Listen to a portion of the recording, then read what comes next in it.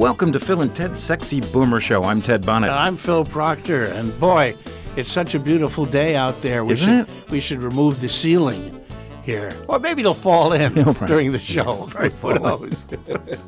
Yeah, no, it's nice to see that there is actually some sun to be had. In sunny California. Oh, my goodness. It was so beautiful at the beach yesterday. Just one of those the perfect air where it's just delicious. You want to drink the air. It's so nice.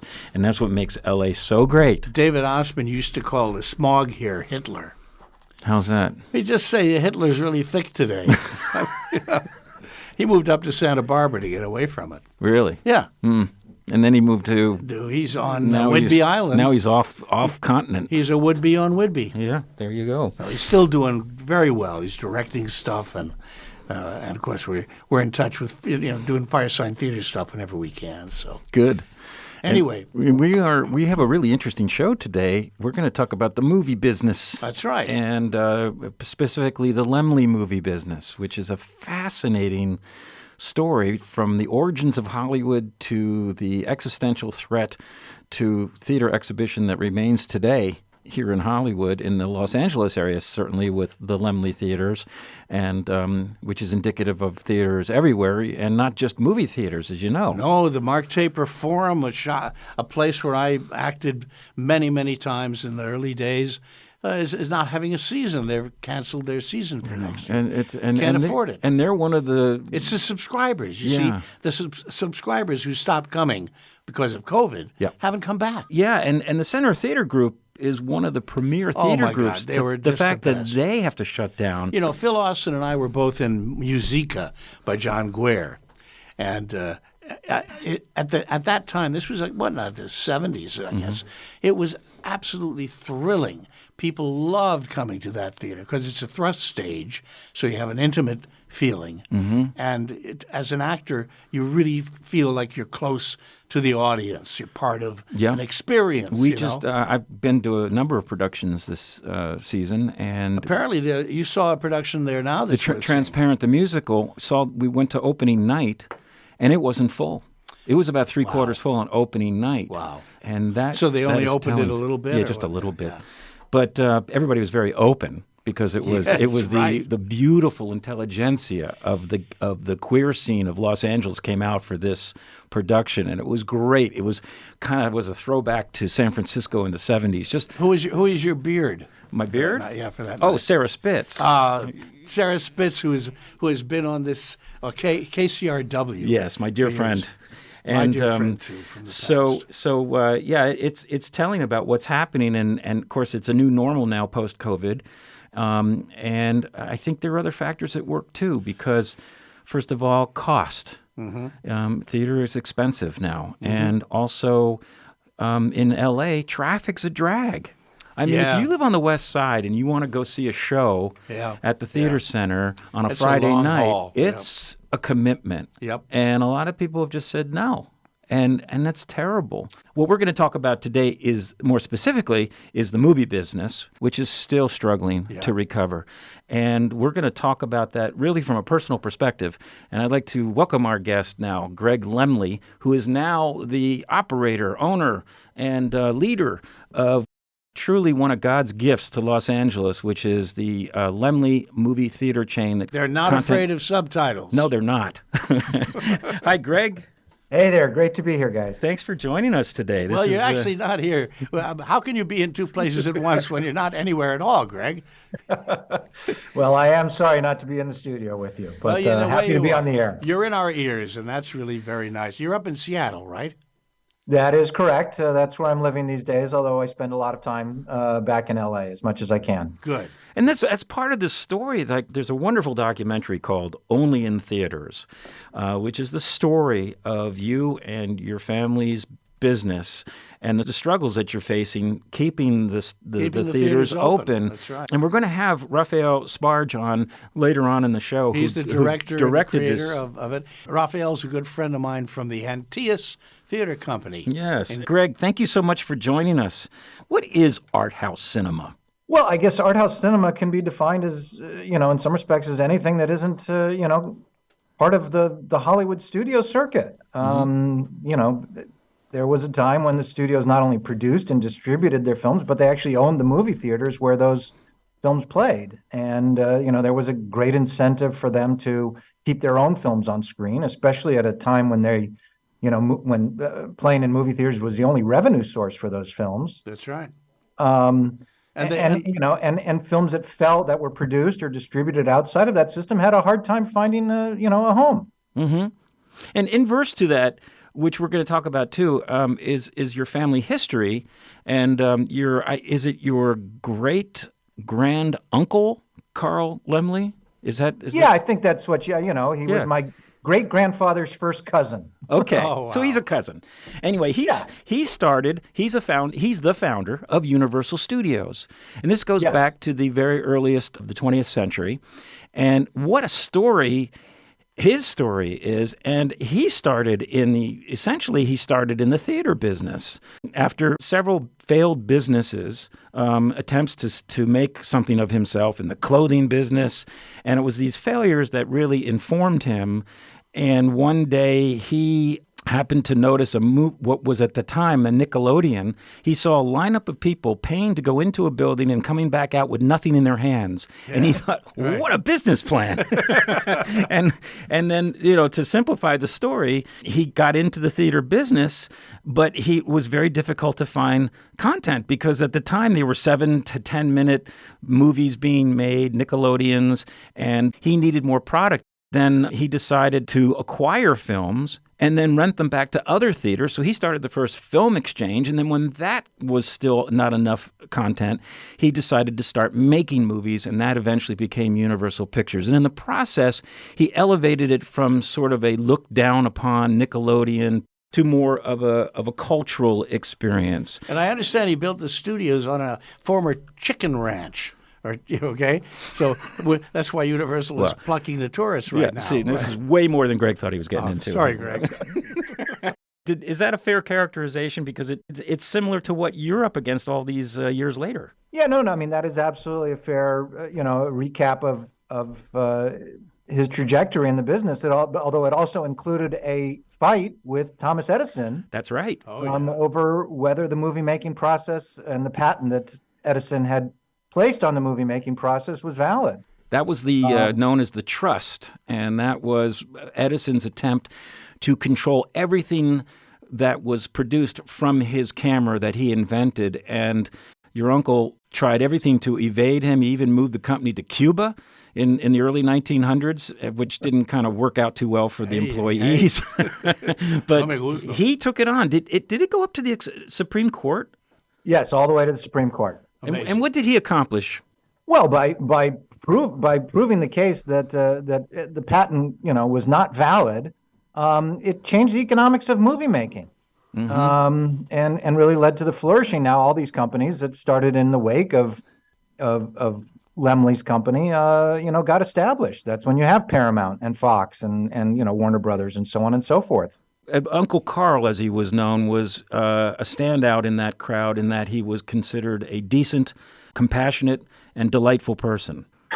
As opposed to I don't need Jack to cast aspersions on any of the other moguls. Yeah, well, Jack Warner was apparently an SOB, right? So it's nice to hear that somebody. No, but Universal was not only did they really try to elevate the art of movie making, the art of storytelling through film. They were an early pioneer in terms of employing female writers and filmmakers. And much of that disappeared over time. But, at the time, it was quite groundbreaking. And that was a connection that was evident to me when I watched the documentary of what he did and what you're still doing. In the early 1900s, actors on the stage at the time looked down on filmmaking, didn't want to have anything to do with it. They thought it was beneath them. What Carl did was develop the narrative, and one of the reasons was because he wanted to help all the immigrants coming into the U.S. assimilate into the culture, because he was German. He had come in from Germany, and he sort of brought in German expressionism and really developed the narrative form, which is what led to things like Frankenstein, which these movies at Universal became known for. I mean, he sort of created the art film business. Well, I think he created the art film business in the sense that he saw that film was more than just a some sort of grotesquerie. It was not the sideshow carnival kind of thing, and could be elevated to an art form, in the same respect as other high culture forms of entertainment. So there's no reason why movie going can't aspire to be like opera or great literature. For example, he later turned the business over to his son, Carl Laemmle Jr. Carl Jr.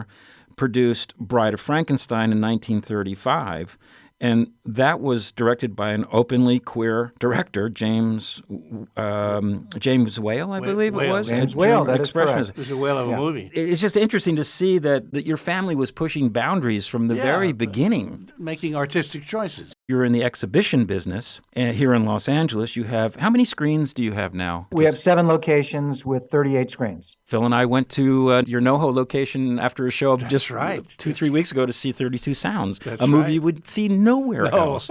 And it's a beautiful theater, by the way. It was a big-time family business. Everybody in the family worked for the company. And 2, I believe, nephews, Max and I'm sorry, I forget the other name, came in. Max and Kurt. Max and Kurt were sponsored, came into the country just before Nazi Germany took hold, and they started the exhibition business.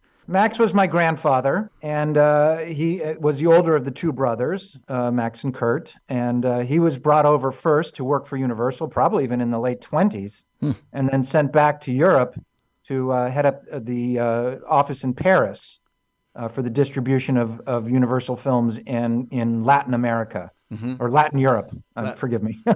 Kurt also came over, and then he was sent to Chicago, where he was working in the Chicago branch. Kurt eventually realized that he would actually make a little bit more money working for himself than working for his uncle, and he took over the operation of the Ritz Theater in Lowell, Indiana. Oh, my goodness, my home state. And eventually, they started talking. In 1935, we actually have a letter written on the letterhead of the Ritz Theater Corporation in Lowell, Indiana, where they discuss the idea of getting the family out of. Their parents were still in Germany. Wow. And this is a Jewish family. They discussed the idea of getting the parents out and setting up more of an operation together in the States.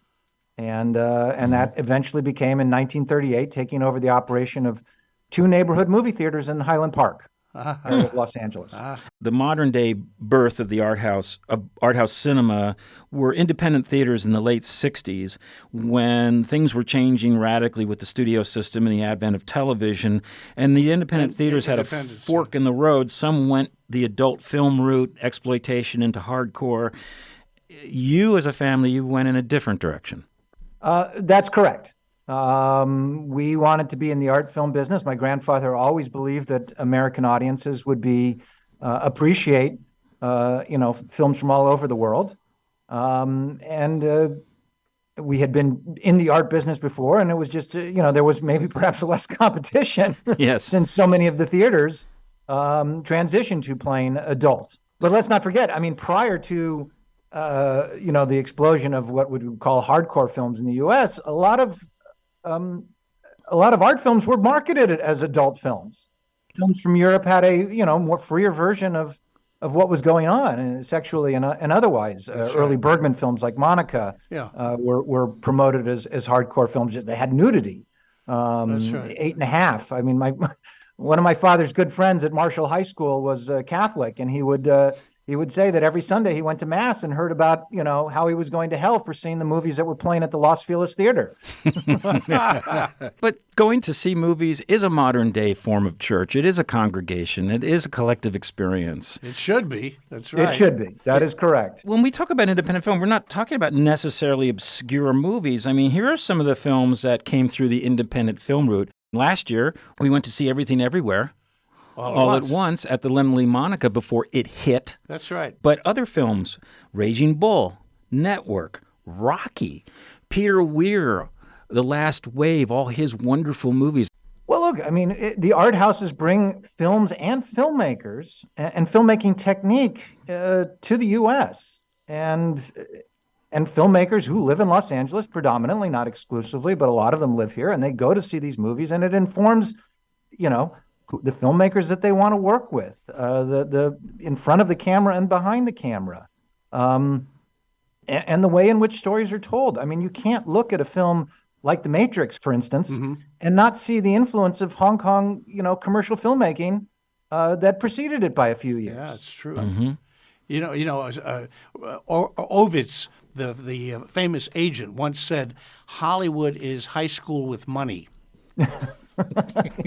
See, and it should be. It should be a playground, a place for innovative ideas. And so Laemmle's have become a lifeline to these type of movies. Your family has developed close relationships with some of the finest filmmakers in the world because they have come to rely on the Laemmles to get their movies out there. Absolutely. And whether it's close personal relationships or just a professional appreciation, look, we want to see these filmmakers reach the widest possible audience with their films. And we just hope that they don't forget their roots. We've seen many filmmakers, quote unquote, sell out and become, make what start out to be very idiosyncratic Hollywood films, but, increasingly become less idiosyncratic. But it's nice to see if some of them return to those indie roots at some time. Yes, that's right. Now, speaking of roots, were you infused with this family art as a young person, or did you learn it by just watching what your relatives were doing and their success? Were they talking to you about it? How did you make your choice to continue? Did they raise you in the movie theater? Yeah, that's right. Did they raise you in a movie? Well, I was definitely raised in a movie theater, and when we were kids in high school, we all worked at the movie theaters as well. Oh, you worked there, sure. So I guess it's education by osmosis. I don't know that it was really inculcated in any kind of organized way. At the end of the day, none of us are really capable of observing our families independently. True. But for me, going away to college in the early 80s, when there was still a vibrant repertory cinema scene, especially where I went to school in Berkeley, that became, my film education, going to see 2 and 3 and 4 movies a week, both, Hollywood classics and current and older foreign films.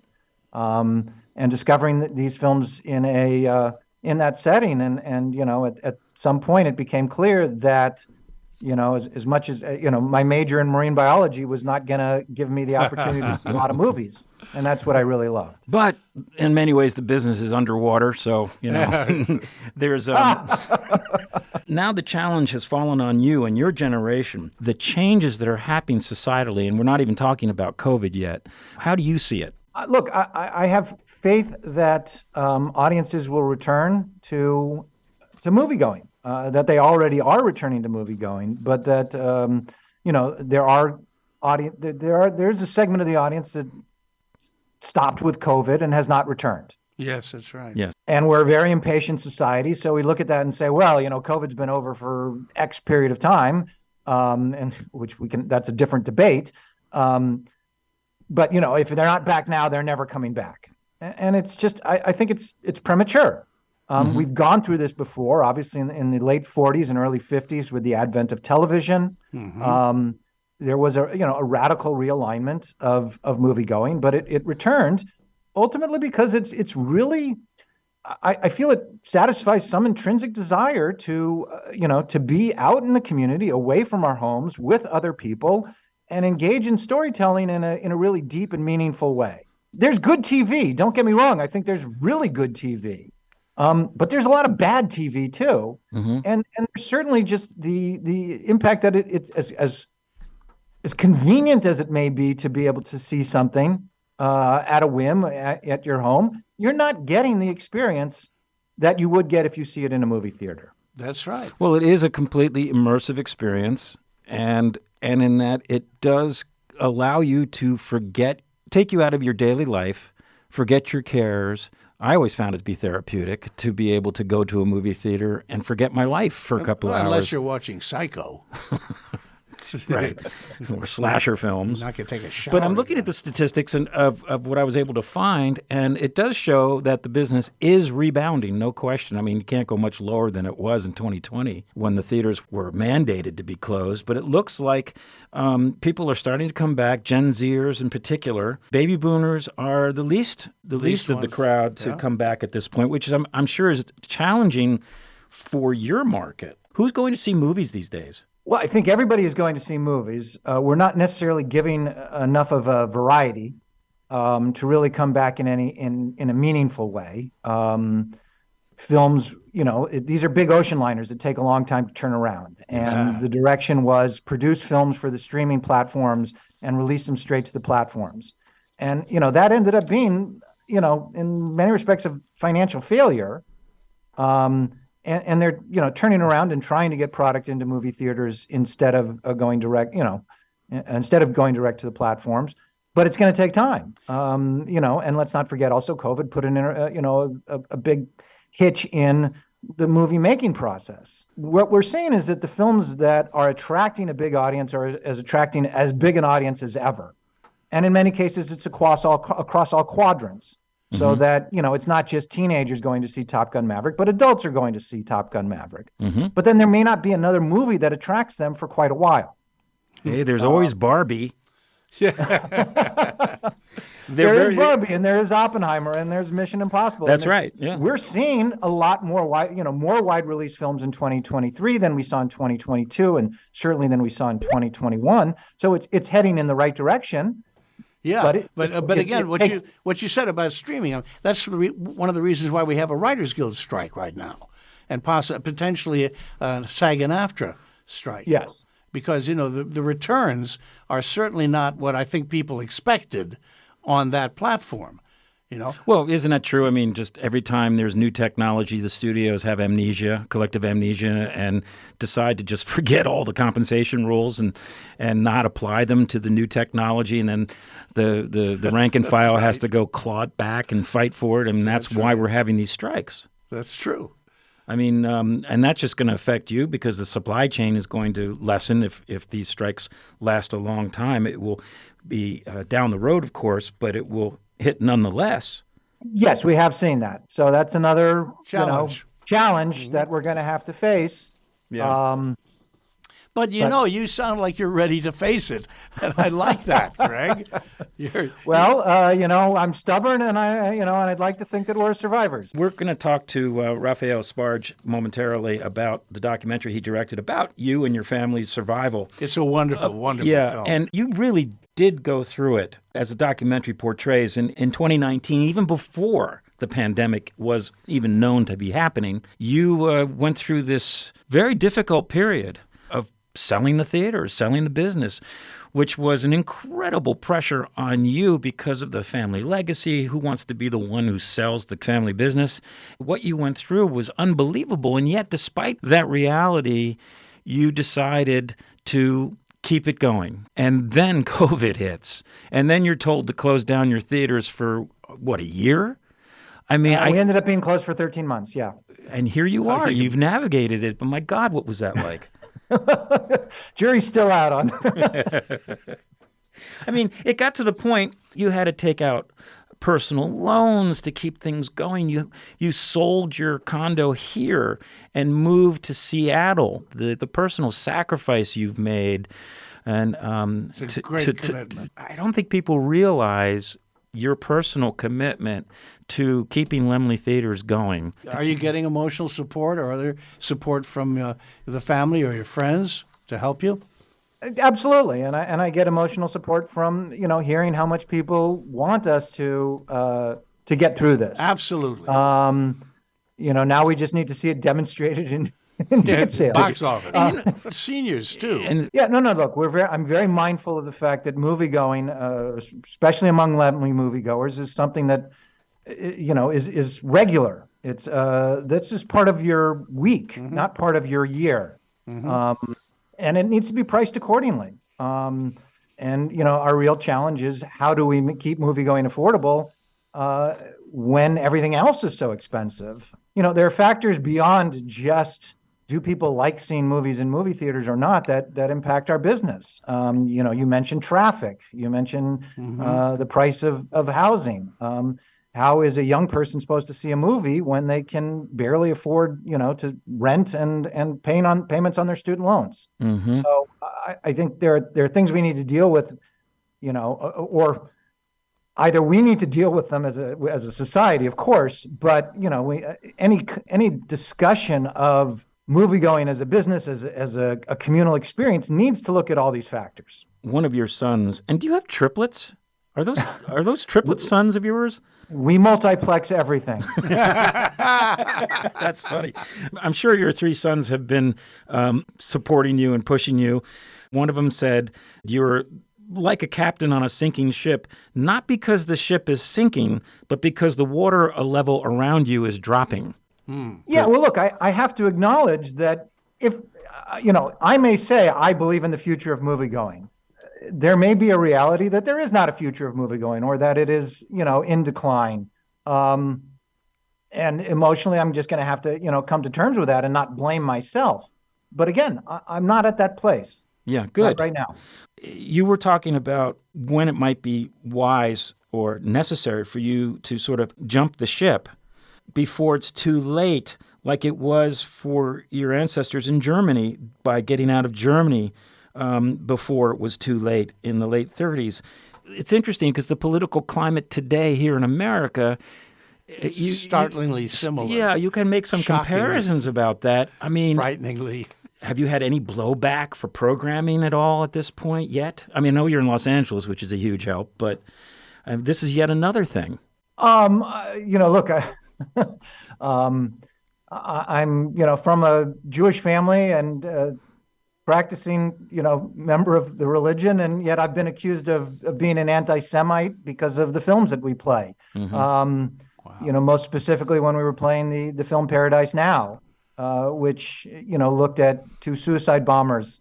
On the other screen, we were playing Ushpizin, which was a film made within the religious community in Israel. My answer there was, just go see the movie that you want to see and forget about the other one. Or see the other one and get a different perspective. Yes, certainly. What's going on. So we've been talking about the depressing aspects of this, but I don't find it depressing. I love being engaged in the community, and I love that we have Los Angeles is so many cultures, so many communities, and so many opportunities, and to be able to provide programming as best as we can to all of those audiences is really what fires me up. That's what I respect most about the Laemmle Theater chain. And speaking of which, what movies are coming out that you're going to be presenting to Los Angeles that people should get excited about or at least know about? Oh, well, first, the Wes Anderson film Asteroid City is going a little wider. Oh, yeah. I can't wait to see that. And for those who found French Dispatch to be a little bit weird, too twee, this is a nice return to form with some real heart in the film. So I'd recommend that. Past Lives is also going to be expanding this week. It's a terrific film, Korean-American experience. Right. Starting Friday, we have Desperate Souls, which is a documentary about the making of Midnight Cowboy. The that sounds first great. and only X-rated film to win the Oscar for Best Picture. I'll be darned. Right. And, coming up, we have a film called A Fire, which is directed by Christian Petzold, who directed films Barbara and Phoenix and Transit. Very fine German filmmaker. It's, again, a terrific picture. And for those who are looking for revival films, the opportunity to see a classic back on the big screen, on July 7th, we're going to be playing Contempt at the Royal. Is that a noir? Super saturated, brilliant film by Jean-Luc Godard. Oh, right. And when is Barbie opening? Barbie opens July 21. It's opening on a and this is a film from Greta Gerwig, who comes out of the indie world, and co-written by Noah Baumbach, also very much rooted within the indie world. So I haven't seen it yet. I'm kind of curious to see it. Yeah, I think we all are. There's a way to introduce elements into Hollywood filmmaking that can, attract an audience, change people's perspectives on things. Exactly. You're listening to Phil and Ted's Sexy Boomer Show. Our special guest today, Greg Laemmle, and you're hearing this on KPFK. If you want to hear all of our shows, you can catch them on our website, sexyboomershow.com. Let us bring on an old friend of yours. Phil, go ahead. Well, Raphael Sbarge is a brilliant actor, and I've had the joy of working with him, seeing his work at the Antaeus Theater Company, where we were both members. And I was delighted to see that he has branched out into directing, producing, creating this amazing documentary. So I want to talk to him about his decision to do this and how it came about. Hey, Raphael, you there? I'm here. Hey! Hey, there you are. Hello. We appreciate everybody coming in remotely. Raphael, you're in New Jersey, right? I'm actually in Connecticut at the moment, but on the East Coast. Wonderful. As you've been listening, we're talking to Greg Laemmle, the subject of your documentary called Only in Theaters, and it chronicles the Laemmle Theaters, literally their fight for survival before and after COVID. And it is available on Amazon, where I rented it. And Kino Lorber is releasing a DVD with lots of extras on July 11th. And there's going to be a screening coming up soon. But we'll talk about that in a moment. But Raphael, fascinating documentary. Yeah, how did you get engaged and to make this film? What inspired you?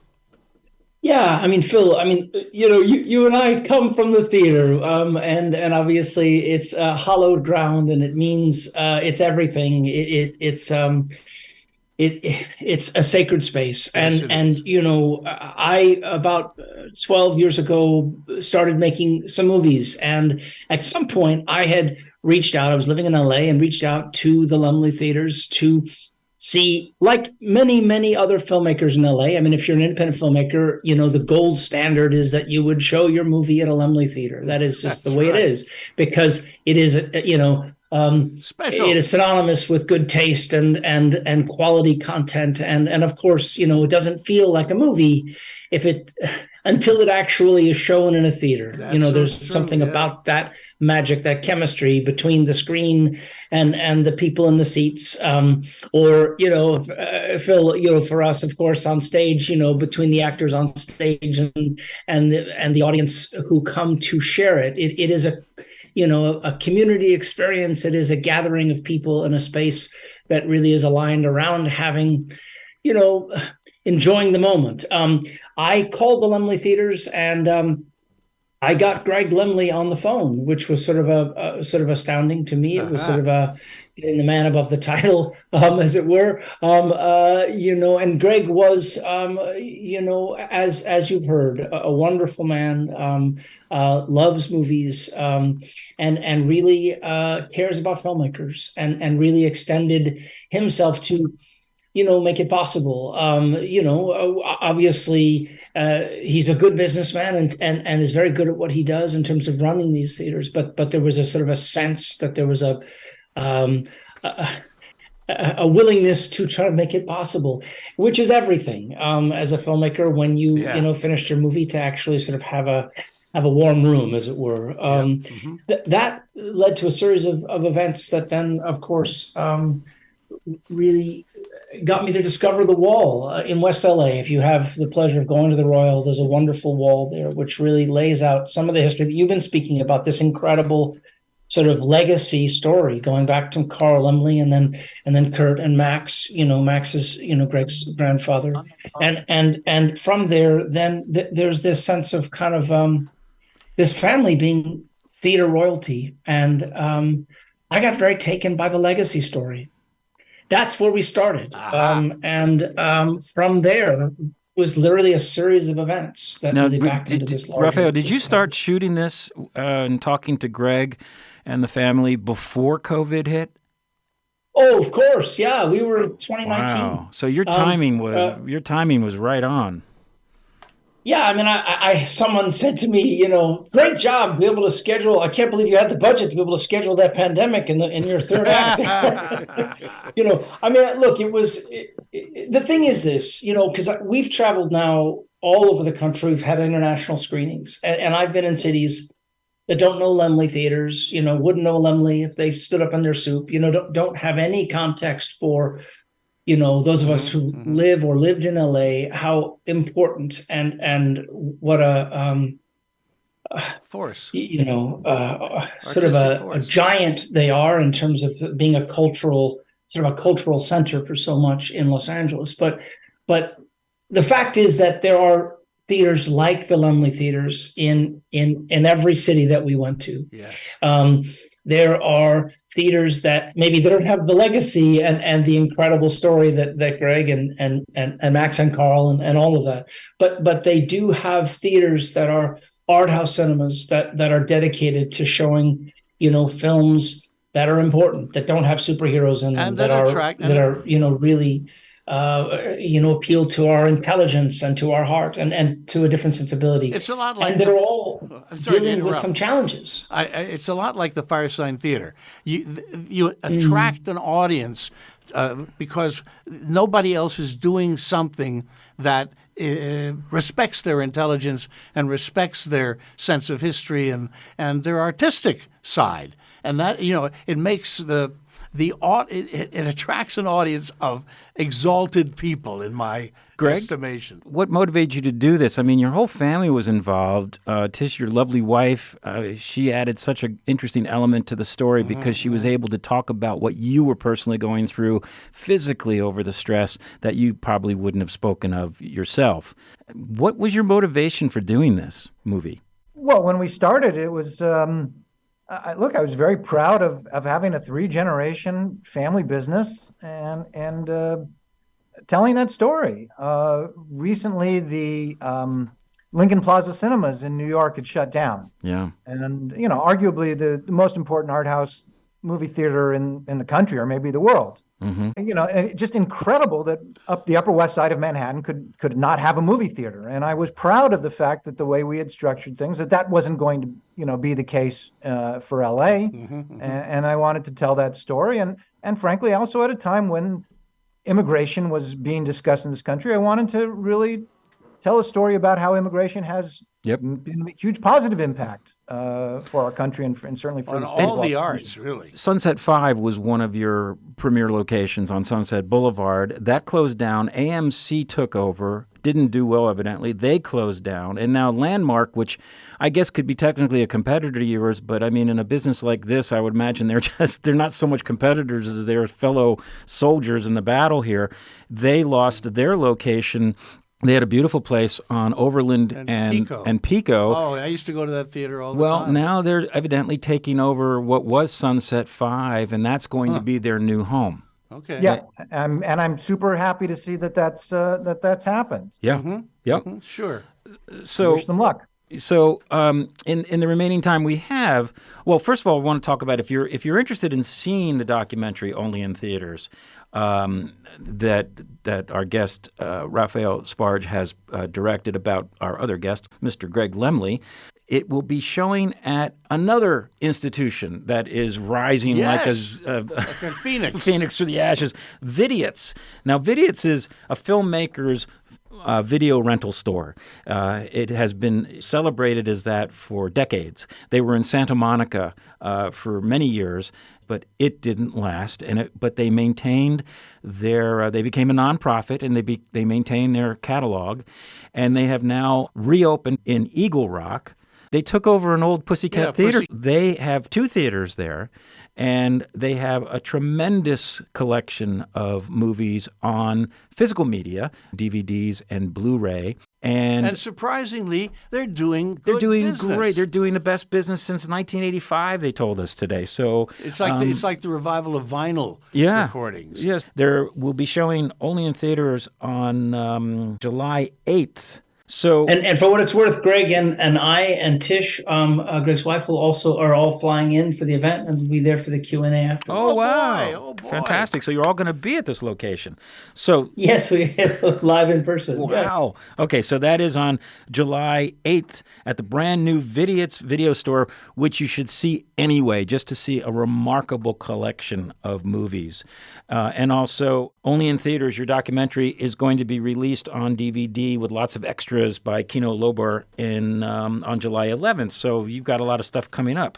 Yeah, look, this is Greg Greg and really the family really opened themselves up to telling the story in a very personal way. That's right.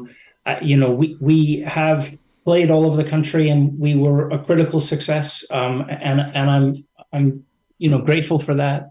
We played 80 theaters, so the movie really, called only in theaters, really played only in theaters. It didn't just play only on streaming. But now it's into that next stage where while we have the Vidiots screening, which is obviously our preference, it will be available to a wider audience now on streaming, which is great. Yeah. But it's been an amazing journey, and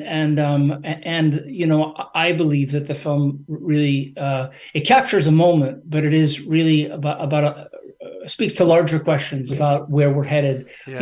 The importance of theaters. What do we gain, and what do we potentially lose if we don't have them? I mean, this news about the taper shook me when I read it. Sure. Just took me down on my knees, because I've worked there many times, and I just can't believe. I can't even imagine.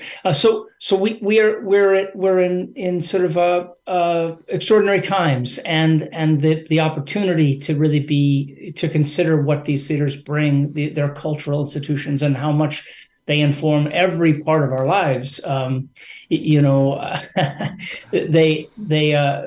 This is a call back to be reminded that going to theaters is really a special and wonderful thing to do. It's a call for action. Greg, it's a call to action, exactly. Greg, in the minute we have left, you are the eternal optimist. You are not giving up. You are determined to keep cinema, theatrical experiences alive, at least here in Los Angeles. A word of optimism as to what's driving you right now. What can we hope for in your line of work? Look, I mean, I'm driven by the idea that people recognize at some point when they're being fed stuff that isn't good for them. Yes. And return to their, to being smart. We can only be fooled for so long. And as long as there are opportune places like the Vidiots Theater in Eagle Rock that are reopening and continuing to provide films. Yes, there are going to be theaters that close. I get that. Some of them are going to be my theaters that close in the days to come. But when you see a new theater opening up, when you see a community coming together to support providing this opportunity, it deserves our support. It deserves our mention. And if you really care about it, you'll go and see a movie there. Yeah, go with some friends, Greg Laemmle, Raphael Sbarge. It's a listener-supported station. Thank you so much for coming on the show, sexyboomershow.com. Great to hear your voice, Raphael. And, Phil, thanks for having us. And also support your local cinema. We'll be back next week with another show on Phil and Ted's Sexy Boomer Show. I'm Ted Bonnet. I'm Phil Proctor. Keep us on the air. Stay tuned.